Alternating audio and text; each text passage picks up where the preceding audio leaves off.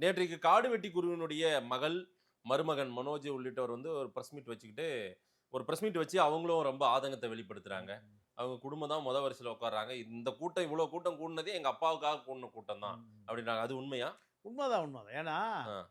அன்புமணி செய்யற வேலைய குரு தான் செஞ்சார். ஓகே. அன்புமணி அரசியலுக்கு வருவதற்கு முன்பே குரு அரசியலுக்கு வந்தவர். ம்.